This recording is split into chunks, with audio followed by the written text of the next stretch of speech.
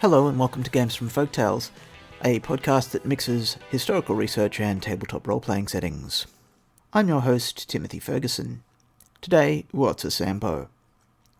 During the recent anniversary for LibriVox, when we were pushing to create our 10,000th freely available public domain audiobook, I did some reading for The Kalevala, which is some epic poetry from Finland, essentially about 3 wizards who have a feud with a witch from Lapland.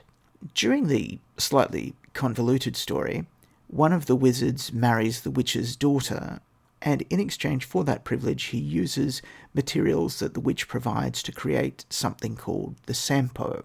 What the Sampo is entirely unclear. The version which I was reading, which is by Lonrut, suggests that the Sampo is a magical mill. There are other magical mills in folklore. You've probably heard a myth called Why the Sea is Salt, which is essentially that a magical salt mill was dropped to the bottom and it's been grinding out salt ever since. The Sampo may be something similar to that, but instead it creates salt on one side, grain on another, and gold on another. We know very little about the Sampo. We know that it's in a box, it has a multicoloured lid, that it is small enough to be stored in a copper-coated cave near the town of Pajola. We know that it gets stored for long enough for roots to grow around it, so that one of the wizards, Lemminkainen, when he breaks in to steal it, finds that he can't remove it, and so he sneaks in again with an ox and plough, and ploughs around the Sampo to destroy all the roots. Look, I'm not a cat burglar. I don't profess to know anything about cat burglary. But I honestly think that at the point you have to steal the finest ox in Finland and sneak it into a building, you're probably doing it the wrong way. Anyway, so they steal this Sampo and they head back to their own kingdom, Kalev. And on the way, the witch follows them in a boat, which they manage to destroy with magic. So she reforms it into a great bird-like body for herself that has warriors for feathers and sickles for claws, which is something that we should really look at in Ars Magica. It's kind of awesome. She, if I'm not misunderstanding this, essentially creates a mecha for herself out of the boat. But leaving that aside, the Sampo gets shattered and some parts of it wash up on Kalevala and they become the fertility of the land. And some parts of it the witch recaptures and she takes back to Lapland, which is why Lapland is basically a terrible place, because she doesn't get very good bits. So, that's the Sampo. It's entirely unclear what's in the box, but it's a magic box that creates wealth and fertility. Or is it?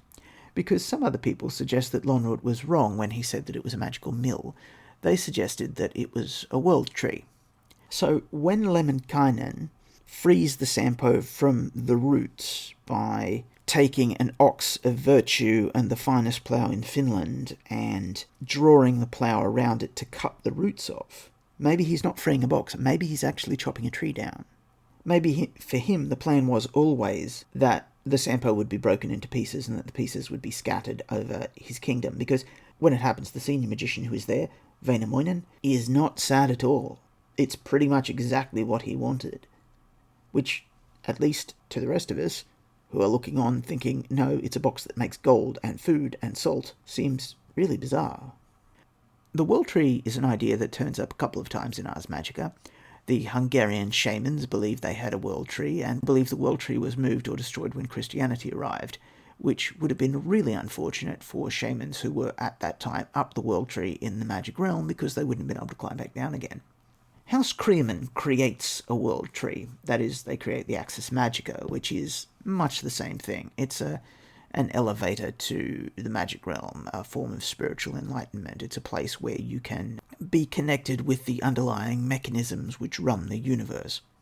Now, we find out that one of the exoteric mysteries of House Creaman is that the world tree is actually the living embodiment of their founder, Creaman, and that the world tree is temporary, that at some point Creaman's strength will fail, he will fade into twilight, and when he does that, the ability to go into twilight will be removed from other magi, and so it's quite important to get everyone out of Dodge before that happens. So, if we take the Kalevala and the work of Creaman together, we see that at least twice, someone in mythic Europe has been able to build the World Tree. And by building the World Tree, they've made theirs the dominant kingdom, power, social group. Now, is it possible for the characters to build another World Tree? The answer is apparently yes. I mean, it's already happened several times. Magical people using impossible ingredients with unparalleled skills have managed to create something that permanently alters the tide of magic around the world. And when that object shatters, it creates points of archetypal fertility in the world around it. So, if these were trivially easy to make, you'd want to make them and shatter them on a regular basis, so that you would bootstrap the world up into the magic realm just by gradually loading it down with the dust of world trees. So how would you go about making the World Tree? Well, here we may strike on one of the reasons why we know so little about the founder Creamin. Perhaps the reason we know so little of his early biography is that he deliberately doesn't want other characters to create the World Tree other than perhaps his own followers, who he can communicate with should it prove necessary at some future time. He doesn't want House Tremare, for example, popping up a World Tree in Wales somewhere, thereby making Britain top nation and leading to an early British Empire, or something similar to that. The few things we do know about him was that he was tortured by his master. That gave him spiritual enlightenment.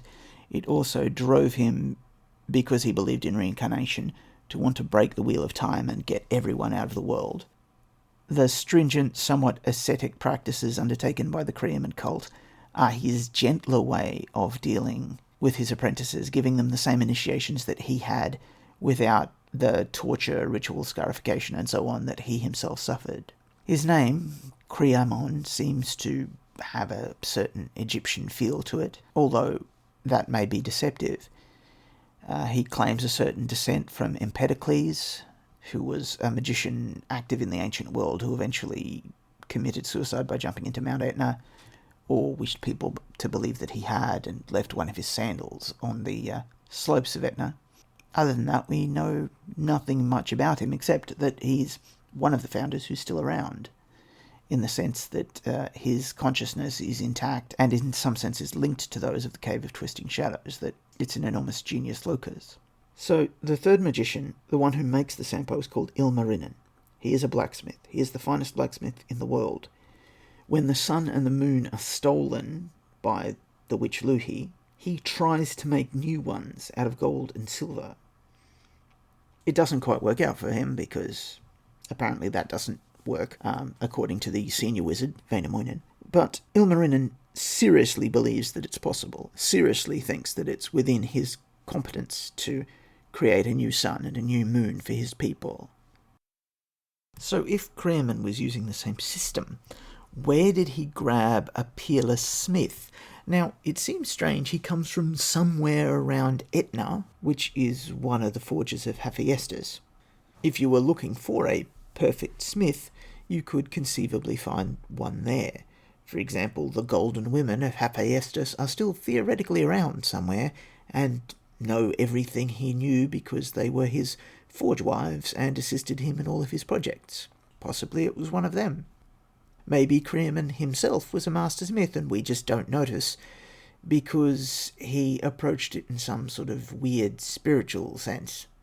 Maybe there's some sort of relationship between Creamin and Verditus that we are unaware of.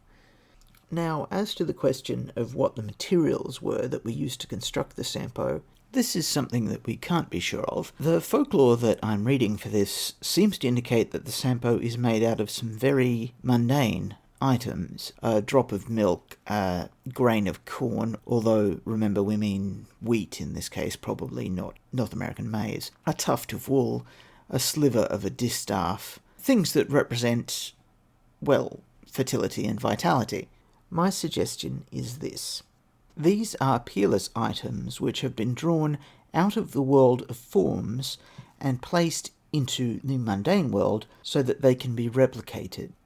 When the Sampo is broken into pieces, this ability to replicate in a mystic sense is retained by those pieces, and this brings fertility to the land of the Kalevs by creating fairy auras.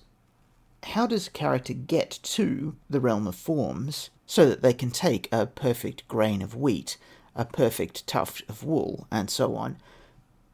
Well, for that they need something like a world tree. The Order does not currently know where the Cave of Bonasagus was. It was mentioned in the rough drafts of Sanctuary of Ice that the Cave of Bonasagus is hidden from the rest of the Order because it's the home of a secret covenant whose function is to survive the Order if it is destroyed. This was all cut out except for one piece of artwork which shows a member of that covenant spying on a tribunal meeting at the very end. Yes, I had been reading Second Foundation. Thank you very much. My suggestion is that the Cave of Bonasagus became the Cave of Twisting Shadows, that they are the same place. That the World Tree was placed at the origin point of the Order because the rituals that created the Order created the first Aura Level 10, that is the first entry to the magic realm, which could be used to steal the items necessary to make the World Tree. Bonasagus moves out to Durinmar because he knows Creaman is preparing some deep, weird, mystical stuff that his more secular, practical approach to magic no longer suits. So, if we accept that the Sampo is a world tree or world pillar, and that it can be made by taking perfect examples of items which in the mortal realm grant fertility, and then combining them with the assistance of the finest of smiths, it becomes clear that although it is difficult to create the world tree, Magi falling into Twilight could bring back the necessary items, and perhaps the victor of the House Verditus competition of 7 years could combine them to create a new world tree. What happens if there are multiple world trees simultaneously? Does it create a multipolar world with different styles of magic which are stronger or weaker geographically? Does it create mystical weather patterns, for example, where the two patterns of magical energy clash and infuse strangely, causing the creation of new types of elementals and rival types of magic, like the dark and light courts of fairy, or the infernal and blessed axis of holy magic? Would House Creaman prevent the creation of additional world trees, or is the eventual creation of a whole forest of world trees part of their plan to assist in the escape from the world?